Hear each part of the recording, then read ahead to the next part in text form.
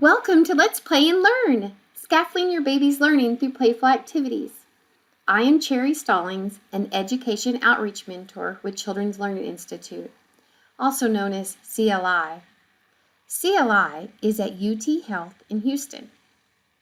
We are actually a part of the pediatrics department at UT's McGovern Medical School. We have clinics where we see children for developmental evaluations. We conduct research, and we provide resources and training to teachers and parents that focus on high-quality, effective practices to help children reach their full potential. Our team includes approximately 300 experts in the fields of child development, education, medicine, neurodevelopment, research analysis, and more. I am glad you've joined me today to talk about playing and learning with your baby or toddler. Babies and toddlers are built to play. Playing is how they learn to move, think, talk, and understand emotions. Although playing with a baby or toddler comes naturally, there are ways that caregivers can be intentional in the activities and the way they play so that to best help babies and toddlers build skills. Play is essential to all aspects of children's development. According to research, it promotes creativity and imagination, language skills, executive functioning skills such as problem solving and memory. Play also involves opportunities for children to work together to figure out issues or disagreements. Self-regulation is a great benefit of play and an important skill for young children to develop, as every parent and early childhood educator knows. Self-regulation is the ability for children to show self-control over their emotions and behavior. Self-regulation skills are suggested to be a better predictor of school success than IQ, and in terms of long-term outcomes, research shows that there is a connection between low self-regulation and higher dropout rates, drug use, and crime. Although babies and toddlers are at the beginning stages of learning to regulate themselves and rely heavily on adults for assistance at this age, play is a great way to learn about and practice these skills. We all know how crucial play is for young children, especially in the development of early learning skills as described by researcher Dr. Kathy Hirsch-Pasek. Play provides the perfect context for learning, giving that young children learn best when they are mentally active, not passive, engaged, not distracted, socially interactive with peers or adults, and building meaningful connection to their lives. For children, play is the most developmentally appropriate way to learn.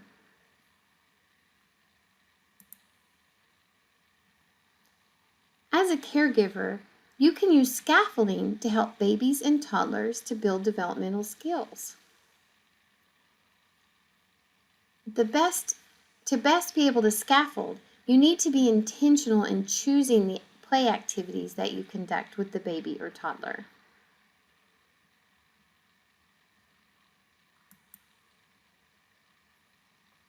What is scaffolding? Scaffolding is providing assistance that enables a child to successfully complete a task. When giving assistance, the goal is to provide the least amount of help necessary for the child to do the task. Scaffolding can be nonverbal or verbal. Adults' natural interactions with infants and toddlers are scaffolding learning all the time. Understanding the process can help parents and educators be more intentional in their interactions. Let's watch an explanation of scaffolding from Dr. Kathy Gutentag, one of our faculty members at CLI.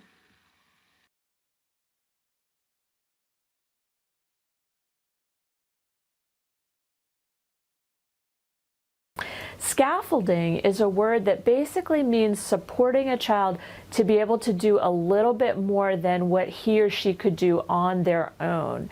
And the word scaffolding comes from the analogy of building. Like when you're constructing a large building, you have scaffolding that construction workers put up around the outside of the building that helps workers to safely work at a higher level.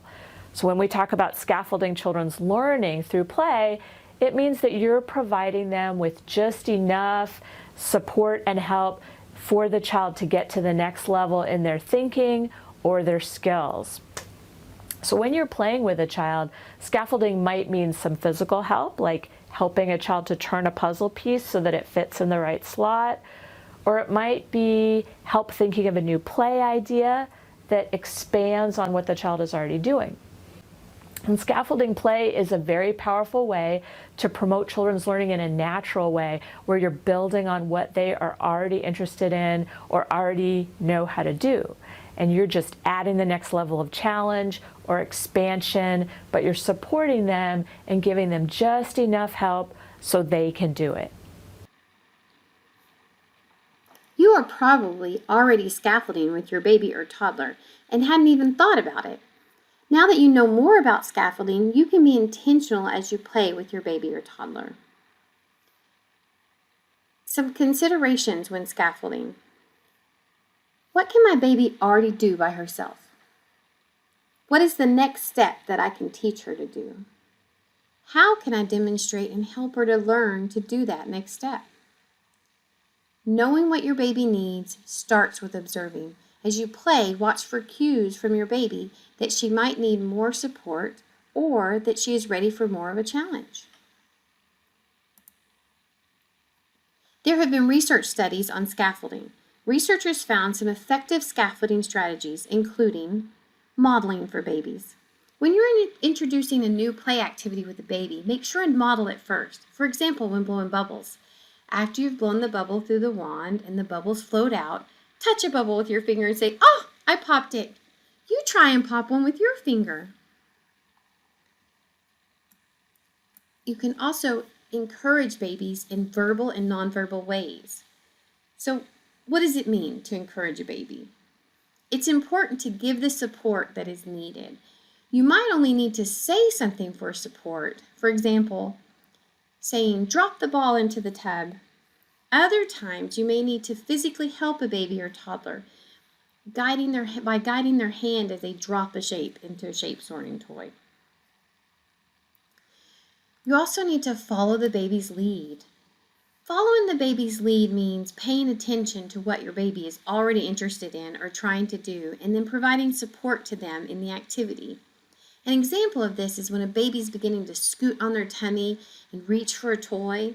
You can move the toy closer so that the baby can grab the toy.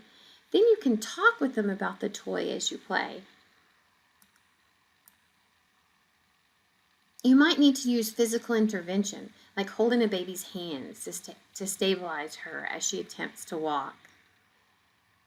You also need to offer and accept choices. If you're scaffolding, you'll be flexible with offering choices in activities or toys and accepting your baby's interest.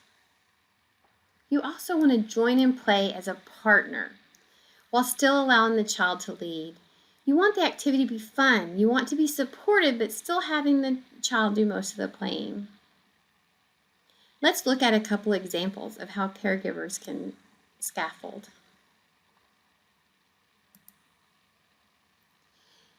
Tanya plays peekaboo with Nevaeh, 4 months old. She holds her hands in front of her face, peeks out over the top of her hands, and says, "Peekaboo!" Nevaeh laughs. After she does this a few times, she notices that Nevaeh's attention has waned. The next time she puts her hands up over her face, she moves her face to the side of her hands, and her face peeks out from a different place. Nevaeh looks surprised and laughs, re-engaged. In this peekaboo scenario, Tanya sensitively models how to play, but she also adjusts her play to match Nevaeh's interest and attention. By slightly changing the game, it teaches the baby that her mom's face can appear from any side of her hands. It also re-engages Nevaeh and holds her attention a little longer. This type of play not only increases learning, but also encourages active participation in a game. Let's look at an example with a toddler. 33-month-old Anthony is putting together a simple puzzle. He's trying to put a piece in place, but it's turned upside down. He is making noises of frustration and pushing the piece down, trying to force it into place. Ugh, I can't do it. Anthony's dad is sitting with him and notices his frustration. His dad takes his hand and helps him to turn the puzzle piece slightly as he says, "You need to turn the puzzle piece." Anthony then pushes the piece into place. "I did it," he says. Anthony's dad observed him as he played and listened for cues that he might need a little help. He talked with him, explaining what was needed as he helped guide his hand. A way to plan for scaffolding is by picking activities in an intentional way. You want to follow your baby's or toddler's interest and find activities that are challenging but not too difficult for them. You need to make sure that you choose an activity that's not too difficult that will help a baby practice a new skill. For example, rolling a ball might be easier for your baby than throwing a ball. Beginning with rolling allows you to increase the skill level as you play. CLI has a great resource for families to help find fun, purposeful activities. The Circle Activity Collection has been used by teachers for over a decade to incorporate quality early learning experiences that promote school readiness. We've adapted over 100 of these tried and true activities for parents to use at home with everyday household materials or common toys. We've also included some videos with real families to show how they used the activities with their kids. The Family Circle Activity Collection is free of charge to families. There are activities in English and in Spanish. Each activity includes a description of the activity, the learning areas that the activity supports, and an appropriate age range for that activity. It also lists the materials needed for the activity, usually common household objects or toys, and the activity instructions and phrases that help families begin the activity. It also has helpful hints, including scaffolding tips, like how to make the activity easy to do, or different ways the activity can be completed, and how to make it less or more challenging for your child. To access the collection, visit cliengagefamily.org. Let's watch a short video that gives great information about the Family Circle Activity Collection.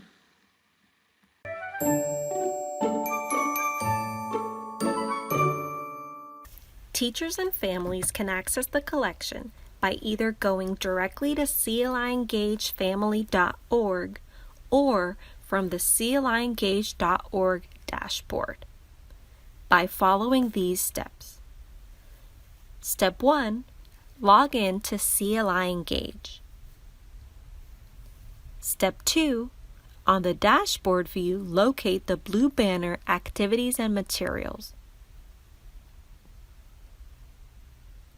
Step 3. Click the button for Circle Activity Collection Family. Now you are on the Circle Activity Collection homepage.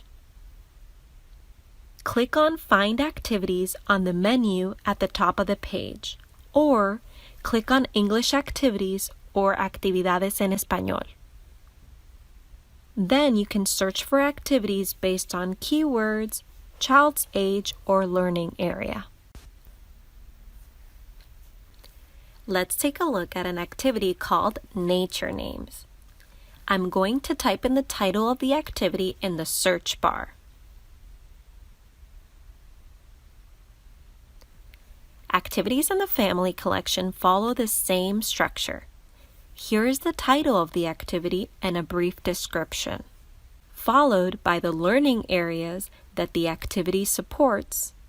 This is where you can find the age groups the activity is appropriate for.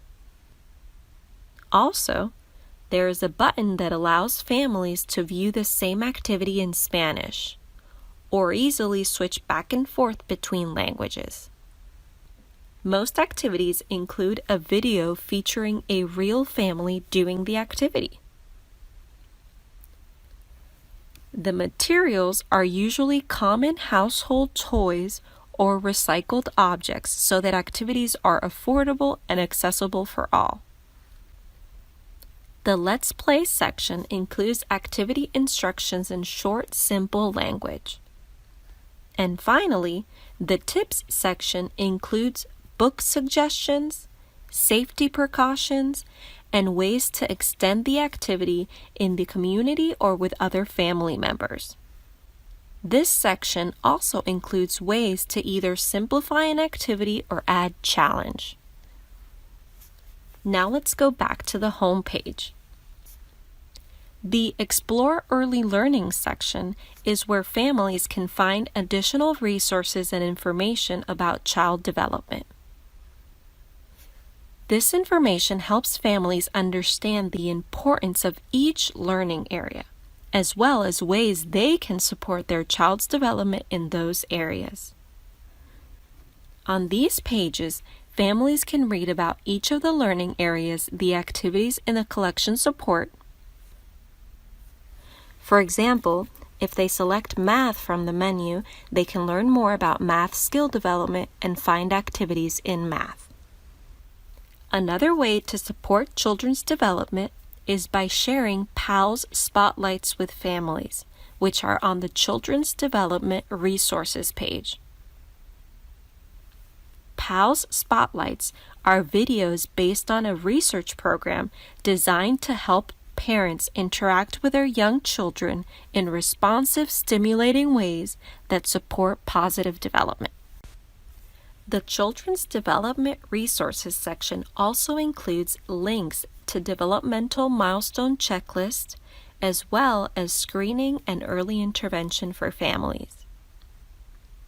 We hope you find the Circle Activity Collection family to be useful in providing fun, playful learning experiences for the children in your class. Now let's look at an example of an activity from the Family Circle Activity Collection.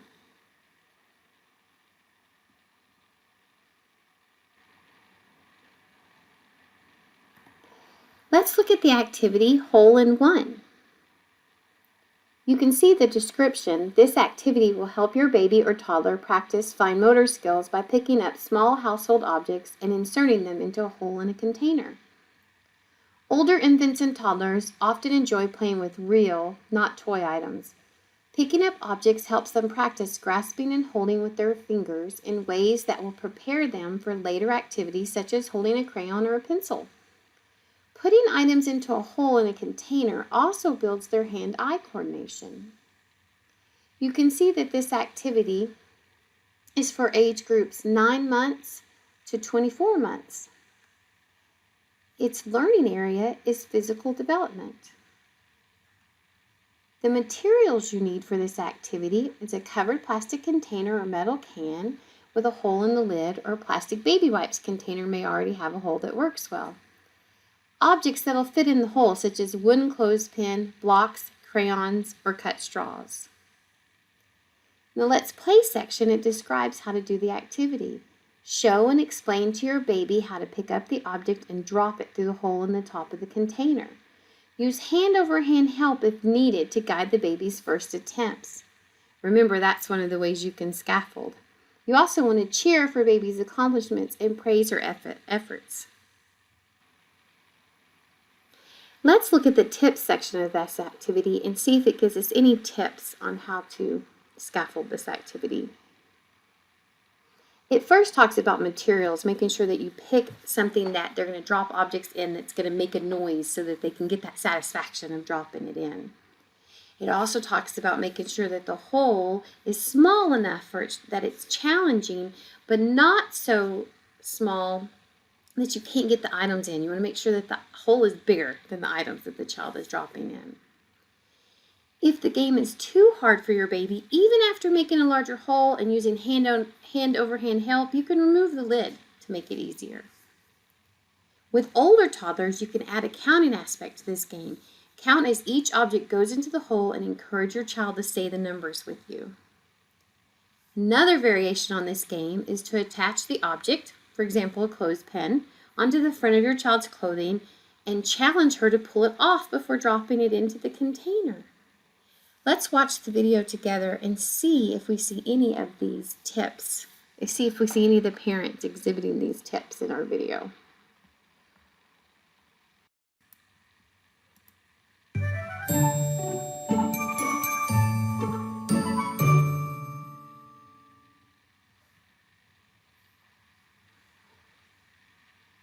You want to try it? Oh, try again. Good job. Now Daddy's turn. Doing so good. Plop. Plop. Plop. You did good. Puppy, you want another turn? Yes.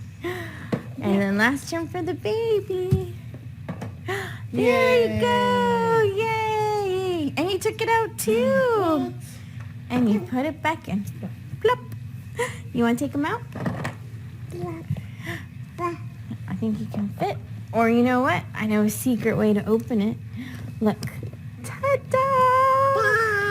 You want to take them out? Look. You want to play again? I know, that's very fun, isn't it? Otra vez. 1, 2, and 3. Yay! Time to take them out. The clothespin is pinned to you. Can you take it off? Yay! And in the box. In the box. There you go. You want to try it again? You can take it off and put it in the box. Look, Ali. You did it. Look, Poppy has one too. Look, Poppy has a clothespin on his collar. What's this? Look. You want to take it out? Yeah. Whoa. And it goes in the box. Mm-hmm. In the box. Mommy has one too. Can you put it in the box? Oops, you knew what I was doing. And the last one is on your dress. Whoa. In the box. Whoa. Yay.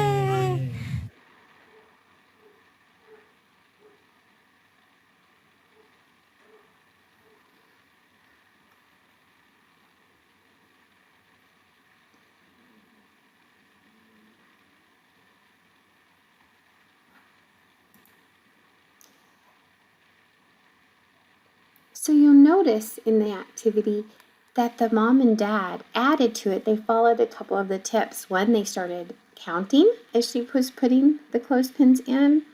And then they clipped the clothespins on their clothes and on her clothes for that added physical of having to pinch it off or pull it off before she put it in.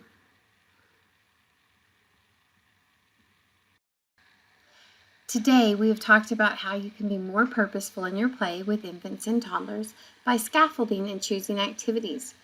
We viewed a couple of scenarios of how parents and caregivers can scaffold, and we discussed one of the many great circle activities available to families on the cliengage.org website. As you become more intentional in your play, you will find that babies and toddlers stay engaged longer with the play activity. The longer a baby stays engaged in an activity, the more they will learn from the activity. You interacting with them and the support you give them makes it more fun and keeps them engaged. You will also see that as you scaffold a baby or toddler, they will be able to master a skill and move to a new skill. Thank you for joining me today. I know that you will have fun as you play with infants and toddlers. If you would like more information about Children's Learning Institute, you can access the cliengage.org website. We have activities for families and for teachers in the classroom.